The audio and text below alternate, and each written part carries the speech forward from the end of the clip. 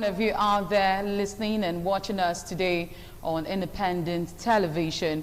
You're welcome to Healthy Living with me, Oloije Oikokai.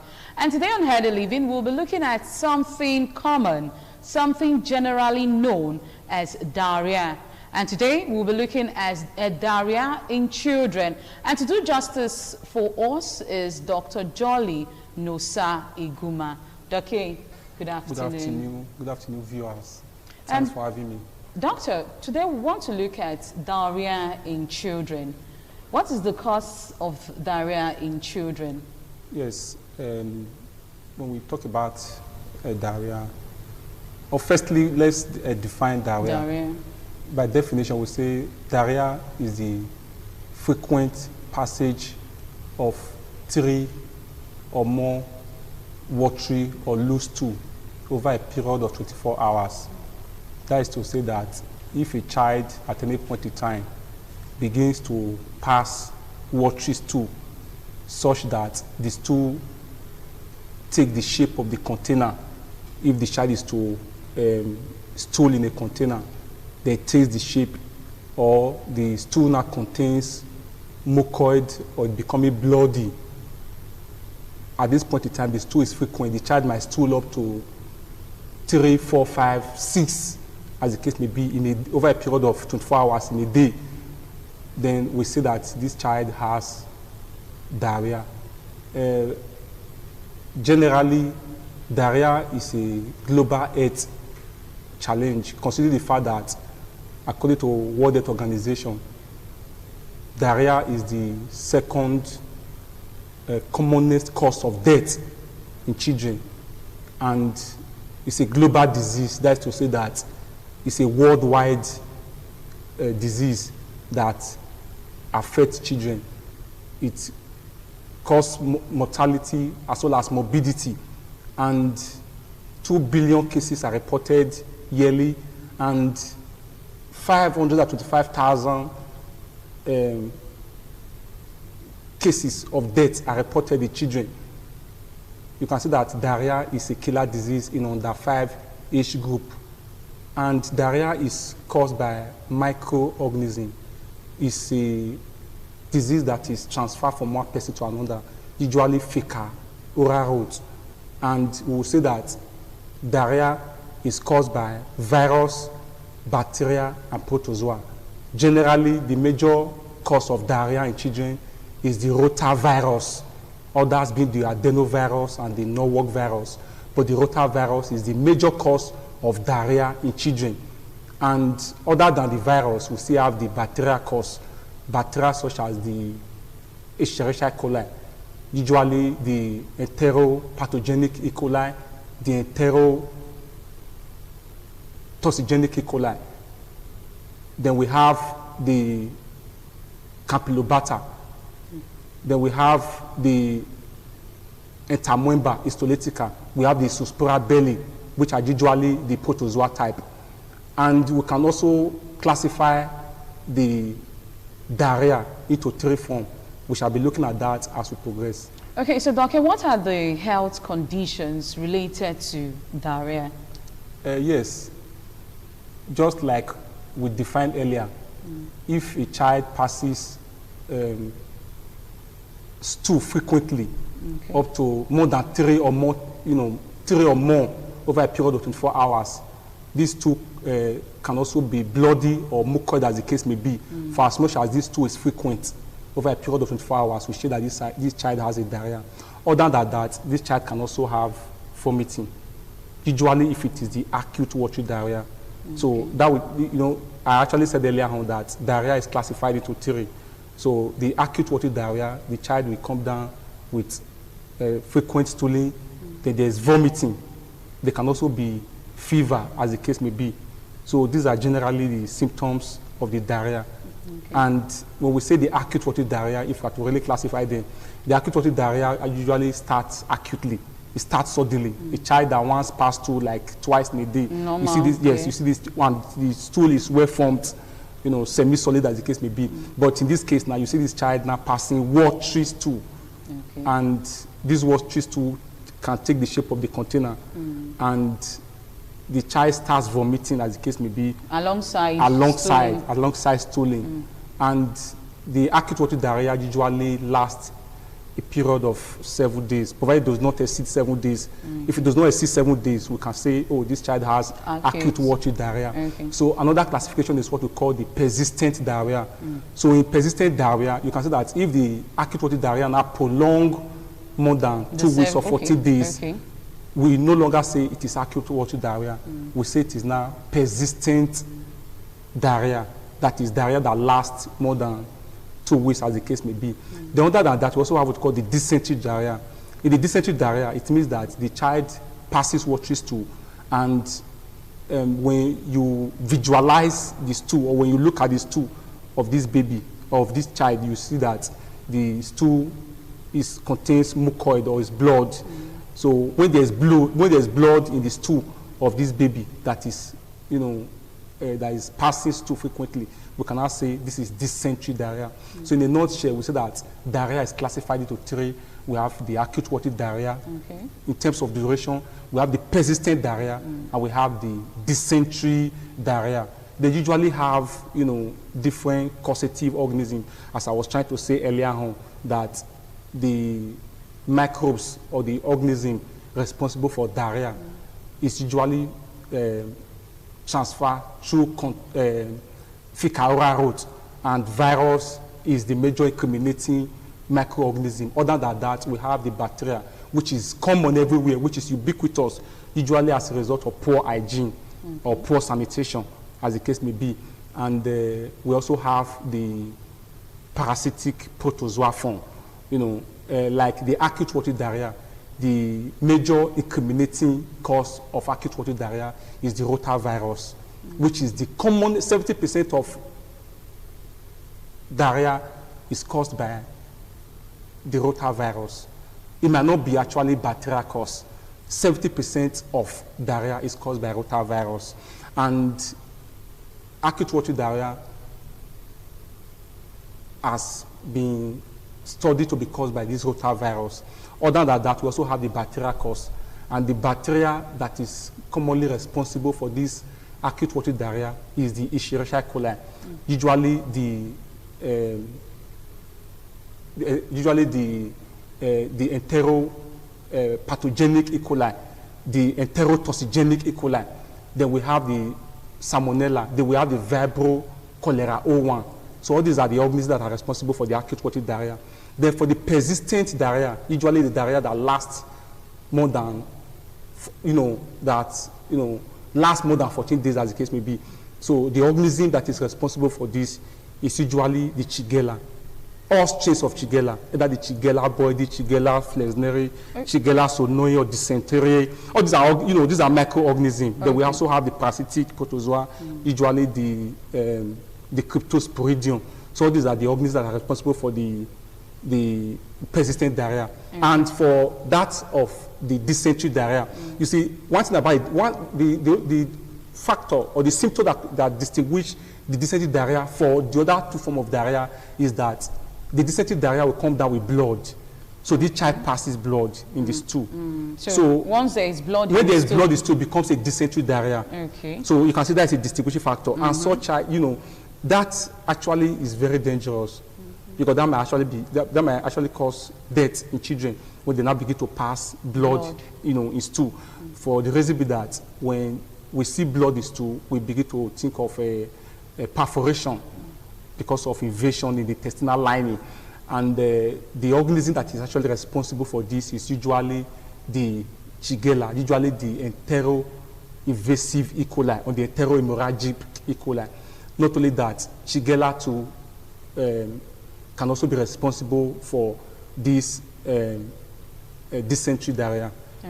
I know some persons at home, in a layman term, now these organisms, can you break them down for someone at home to really know this is the reason why my daughter, my son has acute diarrhea? Yes. When we are talking of diarrhea, we always associate diarrhea with poor hygienic condition. considering the fact that these organisms that I've just highlighted, whether the viral cause, the bacterial cause, or the parasitic cause, they are usually contracted through the fecal route. So which is? When you don't wash hands, Okay. or when there's improper disposal of stool. Okay, so that's the fecal exactly, fecal okay. route. Okay. You go to the latrine, you don't wash your hands, you prepare the food for the baby, or before you feed the baby, you don't wash your hands, or improper disposal of stool of the baby. And mind you, we say that diarrhea in children is usually common around 6 to 12 months. Okay. 6 to 12 months. You expect that at that time they're almost crawling. So they move with their hands in the environment, and when they move with their hand, they are crawling. They are about to touch, put their hands in their mouth. Yes. So you can see, this process of transmission of this disease. So when you keep your environment clean, it's also a process of preventing diarrhea. Okay. So these organisms that we are talking about are everywhere, usually dirty environments. And mind you, we always talk about, we emphasize on breastfeeding. And when there is no proper breastfeeding, this child is also bound to having or coming down with diarrhea. Consider the fact that most formula feeding can also predispose a child from having diarrhea. So in general, those microorganisms are everywhere, and when a mother does not put proper hygiene in place, she does not wash her hand properly, she does not care about the water she uses in preparing the food for the baby. Or even clean the surroundings where the child crawls. Yes, even if you are breastfeeding your child, you don't wash your nipple before you breastfeed your child. So these are ways with which the child can contract this diarrhea. Okay. The organisms are just everywhere. They are ubiquitous, they are found in air, they are found in water, they are found in the floor, as far as the child moves, and even cohabit with children too of their age mates. For as much as this child has this organism in them, they can also contract it. Okay. Doctor, we have chronic diarrhea.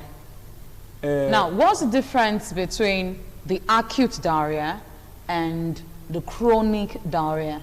Yes, when we are talking about diarrhea in children, we don't usually use the word chronic diarrhea in any form. Okay. Instead, we use the word persistent diarrhea. Persistent diarrhea. Okay. That is, the persistent diarrhea is what is similar to the chronic diarrhea. But in adults, we can use the word chronic diarrhea. Okay. Maybe diarrhea that is prolonged, maybe as a result of immunosuppression. Maybe somebody that has HIV, or maybe that has diabetes, form of a diabetic enteropathy or HIV enteropathy. Those persons can come down with chronic diarrhea. The diarrhea is prolonged. That is for an adult. Yeah. Instead, in children, we use the word persistent diarrhea. Okay. But they are similar for the reason that the diarrhea tend to take a long course, unlike the acute, with which we say is not supposed to exceed more than 1 week. We say 7 days in acute watery diarrhea, but in persistent diarrhea, it's prolonged over a long time. Okay. So, and it's a diagnosis that is made after 2 weeks of this continuous passage of watery stool alongside with vomiting, as the case may be, or fever. Okay, so at what point in time will you tell yourself, okay, my child has been stooling for, let's say, 7 days or 1 week? What time would you say the parent ought to say, no, this is more than I can handle? At what particular time, at what particular moment should that parent take the child to the hospital? Yes, diarrhea is a killer disease, and is also a treatable disease.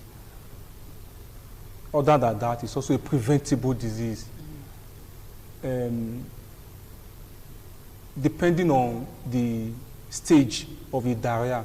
Okay. So we can also classify diarrhea into the mild, moderate, and severe. Mild, moderate and severe. In terms of dehydration, because the major cause of death in a diarrhea is dehydration.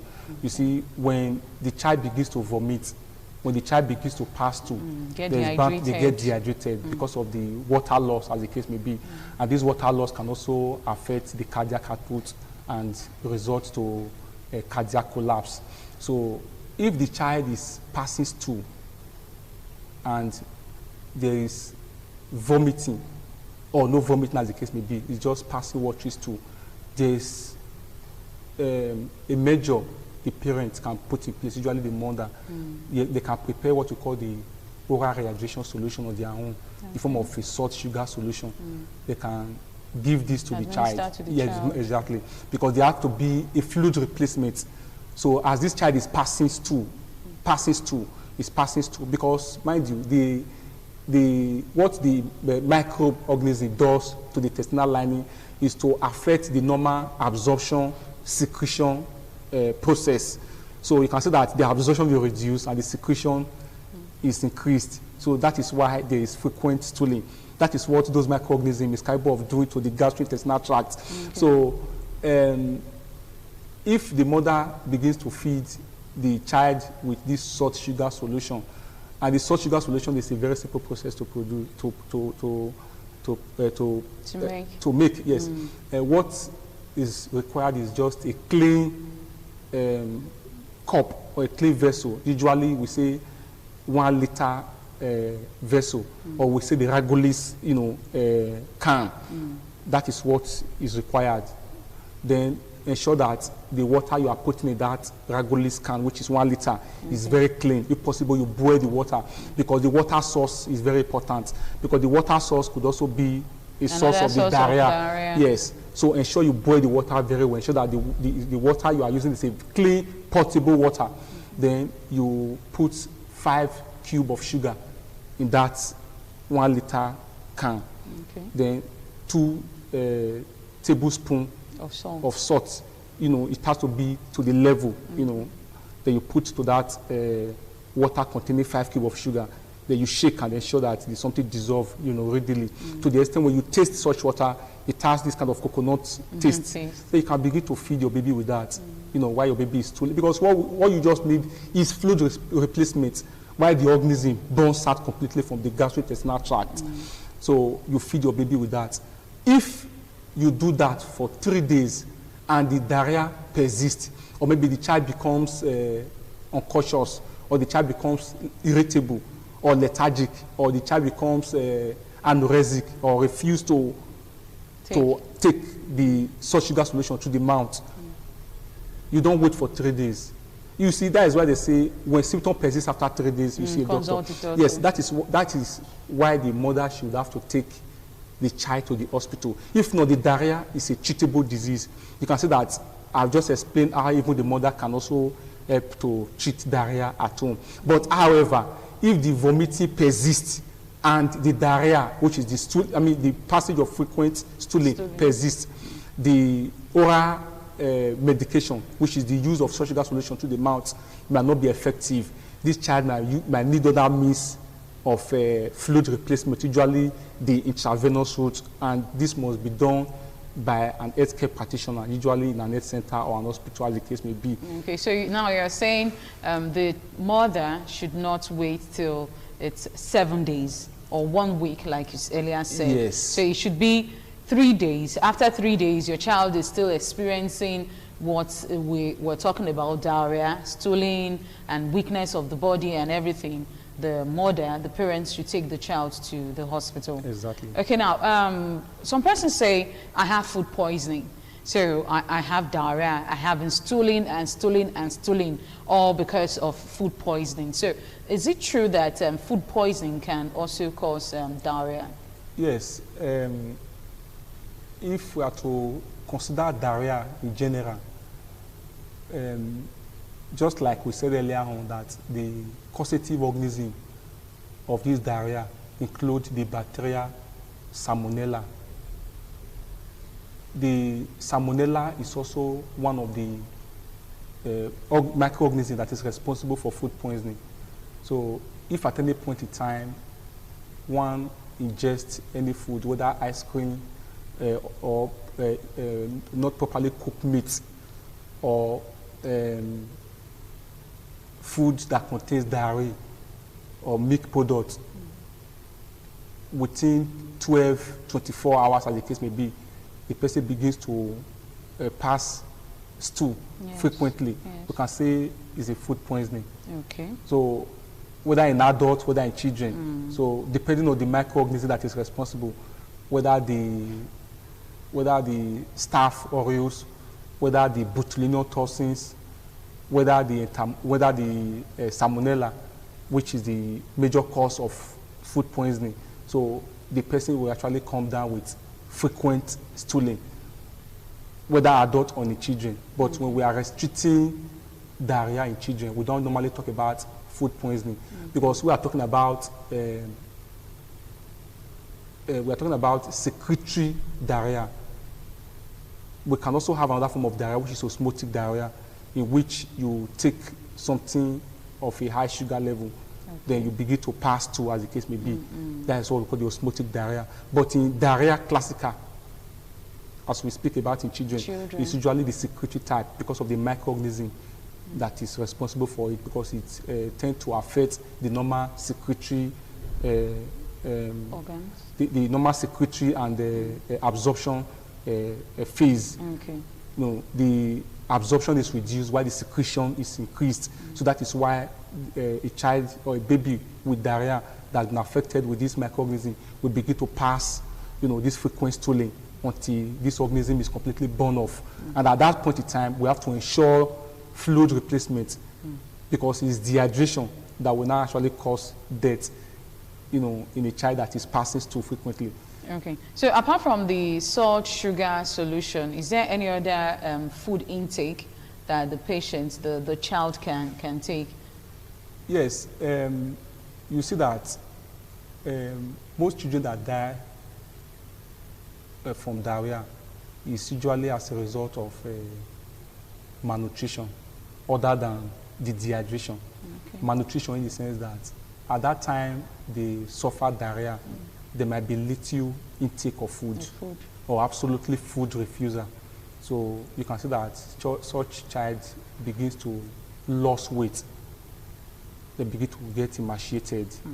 So the nutrient requirement for cell and tissue replacement because of the damage might not be enough. So that might result to protein energy malnutrition, whether marasmus kwashiorkor, as the case may be. So that might be the cause of death. So if a child is having diarrhea, even if that child is being breastfed, let that breastfeeding continue.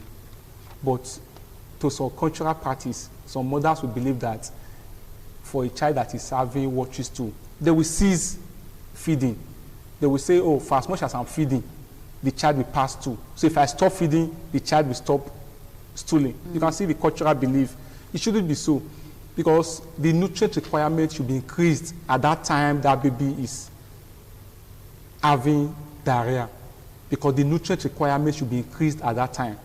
So even if the child is on the normal family food, let the food requirement increase at that time. And the food requirement should also, the food increase for that child with diarrhea should also increase even after the diarrhea has subsided, because they have to be replacement for the damaged tissue. So any kind of food can be given. Okay. While the child is having diarrhea, for as much as the child is able to tolerate it. Okay. Some persons will say, I have dysentery. So can we say dysentery can be linked to diarrhea? Yes, dysentery is a form of diarrhea. Okay. So dysentery is a form of diarrhea, just like the way I said earlier on, that for as much as there is blood, there is blood in the stool, and the stool is frequent, they will say, oh, this person has a dysentery diarrhea. So when we are looking at dysentery, dysentery is just like a sub, it's under the diarrhea. So we classify dysentery under diarrhea. But however, we can also have a form of osmotic form of dysentery. That is when somebody, it's usually people that have what they call the fructose, that has a sugar intolerance, that you take in sugar, then because your GI, your gastrointestinal tract is not able to metabolize them properly, you begin to pass bloody stool. That is a different form of diarrhea. What I mean is that some persons will tell you that when they take anything contains sugar, okay, they exactly because their system cannot be able to metabolize it exactly. That's a form of osmotic, dysentery. It might not be associated to microbial cause, as the case may be. Okay. It's a form of a dysentery. But however, dysentery is a form of a diarrhea. Okay.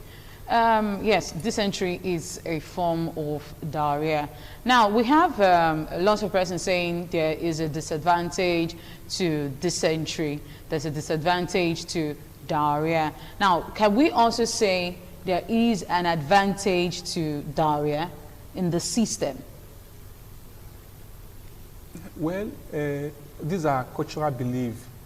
Some persons will even go for purgative. They take drugs that will help to clear their bowel. Yes, believing that whatever sickness that is there will be washed out. Okay. We usually discourage that in under 5 age group. You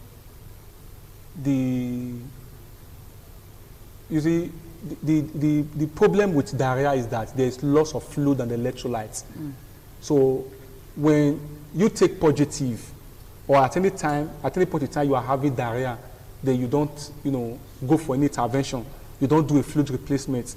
You have to understand that the fluid replacement could result to even mortality or death, as the case may be, because you lost sodium, you lost chloride, you lost potassium. All these are important, electrolytes that are responsible for heart function, for muscle function, for brain function.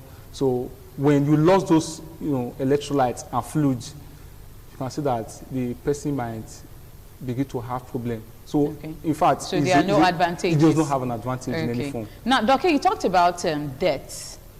So why do people experience death in diarrhea? Yes, one of the major causes of death in diarrhea is the malnutrition, as I've said earlier, because of the increase in body needs of nutrients. Because at that time, the body is infected with microorganisms. There is loss of fluid and electrolytes. So the body will need more nutrients for replacement. So when the food intake is not enough at that time, the person is having diarrhea, that person might have a collapse and automatic death will occur from there. Not only that, the dehydration because of the water loss. And when there's a water loss, there's bound to have cardiac collapse because of the decrease in cardiac output. And seizure too might occur because of the potassium depletion. Just like the way I said earlier on, that when you lost fluid, there's loss of potassium from the stool. And this potassium is also important for normal brain function, for muscular function, as the case may be. So that might be a cause of death, both either in adults or in children, as the case may be. So the fluid replacement is the major cause, is the major strategy that has to be put in place for somebody that is having diarrhea.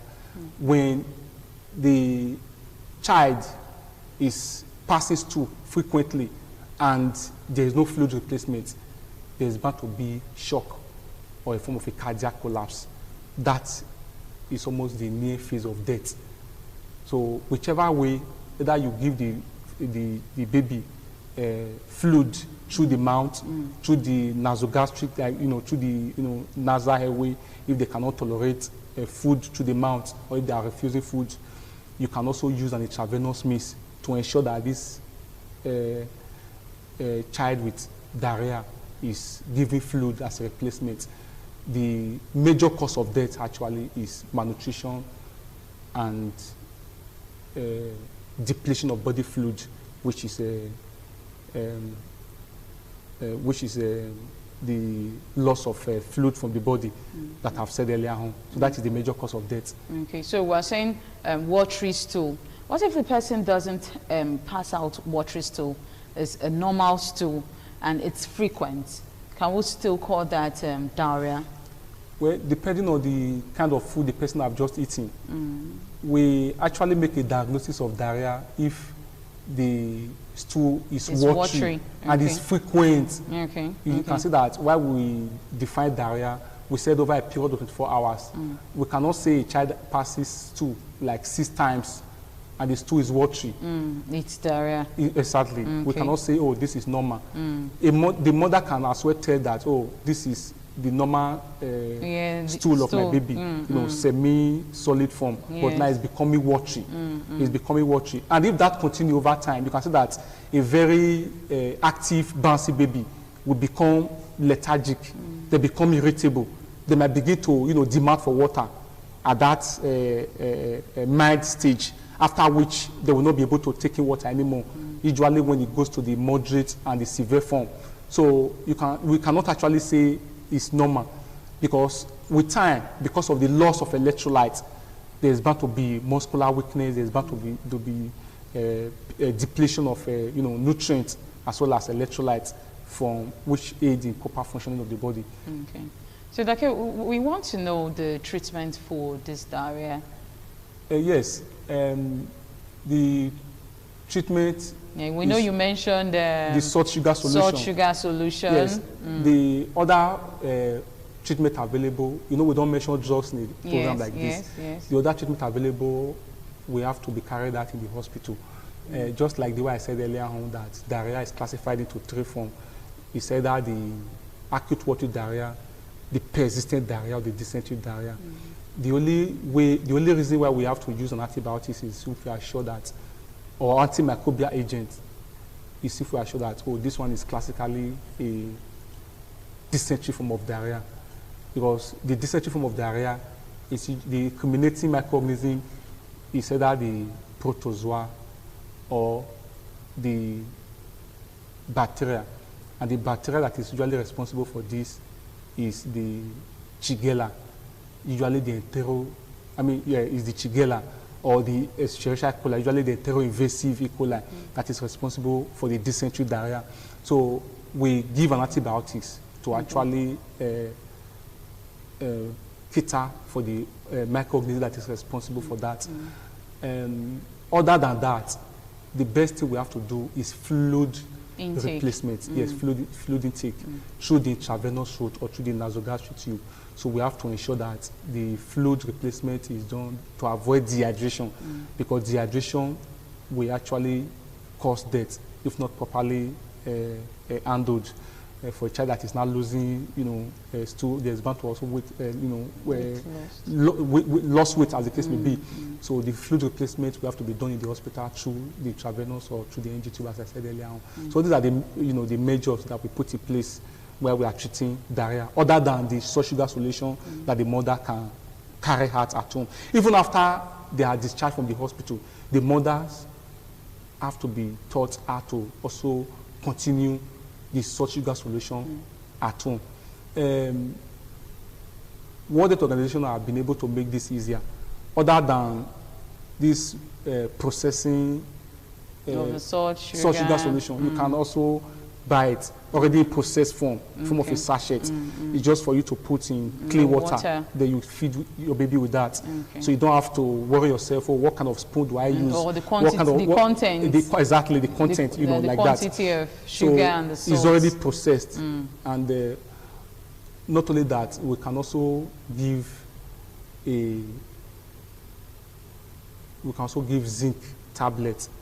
The zinc tablets will also help in the control of this diarrhea. Zinc, you know, they exist in form of tablets. Usually, if the child is less than 6 months, you can give half of this tablet. But if the child is more than 6 months, we give the full tablet, you know, over a period of 1 week or 10 days, along with the salt sugar solution, or even while the child is on the intravenous route. For as much as the child is not able to tolerate oral intake, they will give zinc tablets. This actually helps to bring or reduce the fluid loss in form of frequent stooling. Okay, I want to ask now, why do we still have the issue of diarrhea in our society? Why is it still common? We know there are so many NGOs out there talking about how to prevent diarrhea. Why do we still have diarrhea in our society? Why is it still persistent?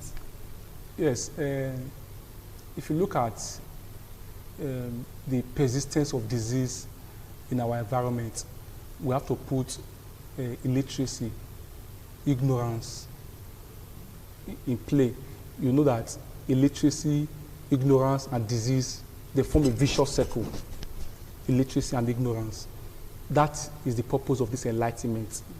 When every mother embraced exclusive breastfeeding, I will tell you that diarrhea will be reduced drastically.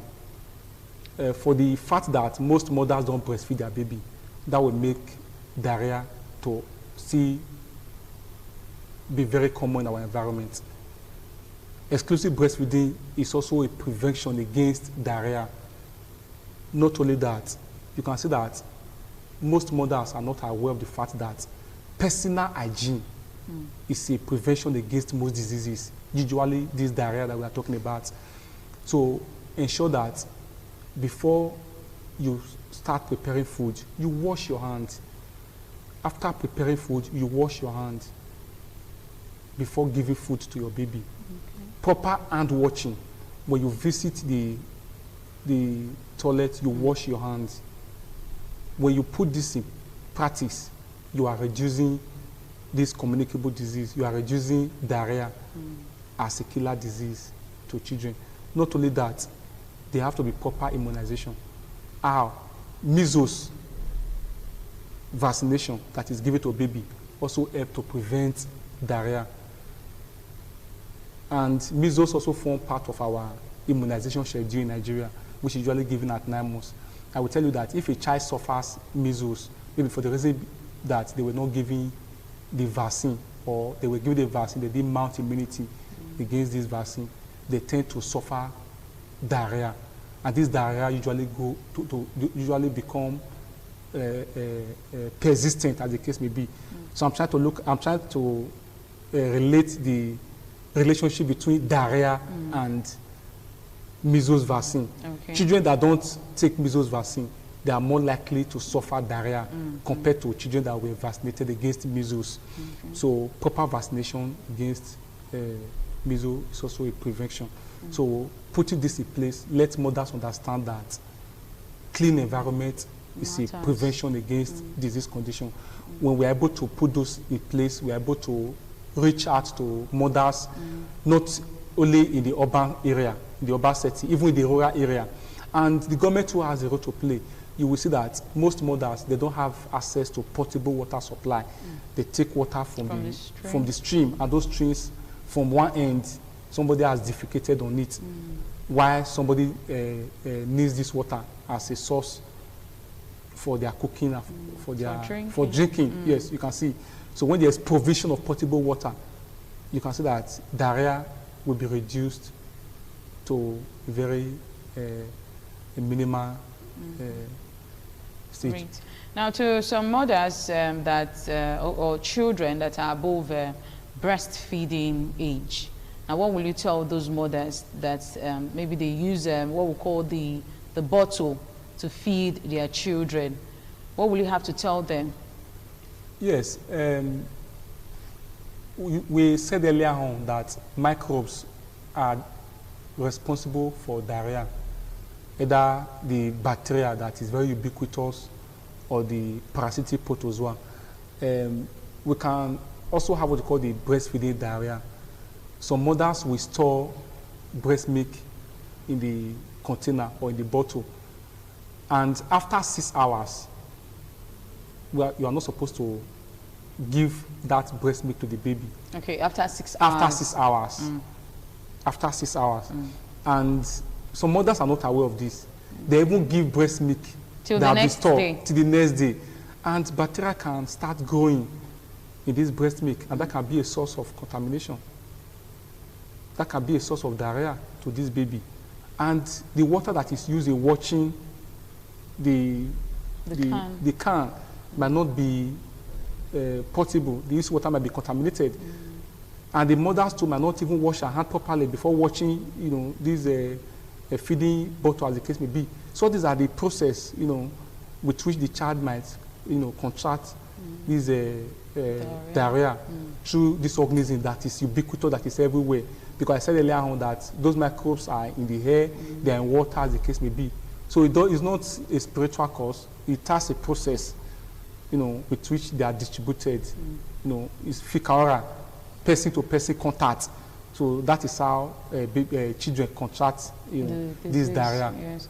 Okay, now can we also say, before we go, Doki, can we also say some persons that have allergy, I'm allergic to some certain things, to some certain food, can we say maybe they have the intake of this food they are allergic to, or to the things they are allergic to, they can also get diarrhea? Yes, that is another form of the osmotic diarrhea that I explained earlier on. Some persons, usually when they have what they call the sucrose intolerance or the sugar intolerance, when they take usually an ice cream or something that contains sugar, when they take this substance or this food, they begin to pass stool frequently. They can also say, I'm allergic to it, which is manifested in the form of frequent stooling. But that one is different from the secretory form of diarrhea, that is usually common in children. This is an osmotic form of diarrhea. That does not have any microbial cause or relationship. It's just that something they are not used to. Something they are not used to. Anytime they take such food, they tend to pass out. Yes, it tends to affect the normal absorption, secretion pathway of their normal GIT. Okay. All right, it has been Dr. Healthy Living with Oloije Oyekokai, and our doctor has been Dr. Jolly Nosa Iguma. A last word from you, doctor. Yes. Like I said earlier on, diarrhea is the second commonest cause of death in children under the age of 5, and it's a preventable disease. Mothers should learn to wash their hands properly before preparing food. Not only that, they have to learn to keep their environment clean. Ensure that your water that you use in preparing food is clean, potable. If possible, you boil the water to ensure that this water is free from pathogen, and ensure that you put proper immunization in place by taking your babies to health center for proper immunization. Okay. All right, health is wealth. I'll be seeing you again next week for another exciting time on Healthy Living. Till then, do have yourself a wonderful day. Bye for now.